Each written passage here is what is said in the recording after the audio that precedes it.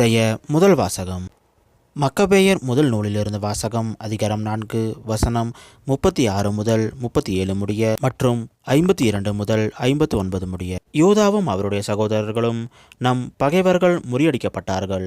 இப்போது நாம் புறப்பட்டு போய் திரு உறைவிடத்தை தூய்மைப்படுத்தி மீண்டும் கடவுளுக்கு உரியதாக்குவோம் என்றார்கள். எனவே படைவீரர்கள் எல்லாரும் சேர்ந்து சியோன் மலைக்கு ஏறிச் சென்றார்கள். 148ஆம் ஆண்டு கிஸ்லேயு மாதமாகிய 9ஆம் மாதம் 25ஆம் நாள் விடியற்காலையில் அவர்கள் எழுந்திருந்து தாங்கள் எழுப்பியிருந்த புதிய எரிபலி பீடத்தின் மீது திருச்சட்டப்படி பலி ஒப்பு கொடுத்தார்கள். வேற்றினத்தார் பலிபீடத்தை தீட்டுப்பட்டிருந்த அதே காலத்தில் அதே நாளில் அது மீண்டும் அர்ப்பணிக்கப்பட்டது. அப்பொழுது பாடல்களும் நரம்பிசை கருவிகளும் யாழ்களும் கைத்தாளங்களும் முழங்கின. எல்லா மக்களும் குப்புற விழுந்து தங்களுக்கு வெற்றியளித்த விண்ணக இறைவனை வழிபட்டு வாழ்த்தினார்கள். பலிபீட அர்ப்பண விழாவை 8 நாள் கொண்டாடி மகிழ்ச்சியோடு எரிபலிகளை செலுத்தினார்கள். நல்லுறவு பலியும் நன்றி படையலும் ஒப்பு கொடுத்தார்கள்.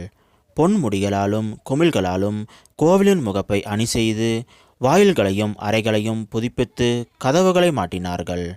மக்கள் நடுவே மிகுந்த அக்களிப்பு நிலவியது. வேற்றினத்தாரின் பழிச்சொல் நீங்கியது.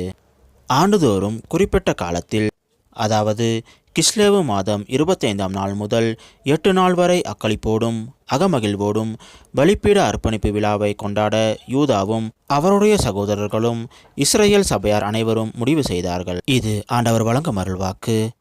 இறைவா உமக்கு நன்றி. இன்றைய நற்செய்தி புனித லூக்கா எழுதிய நற்செய்தியிலிருந்து வாசகம். அதிகாரம் 19 வசனம் 45 முதல் 48 முடிய. அக்காலத்தில் இயேசு கோவிலுக்குள் சென்று அங்கு விற்பனை செய்து கொண்டிருந்தோரை வெளியே துரத்த தொடங்கினார்.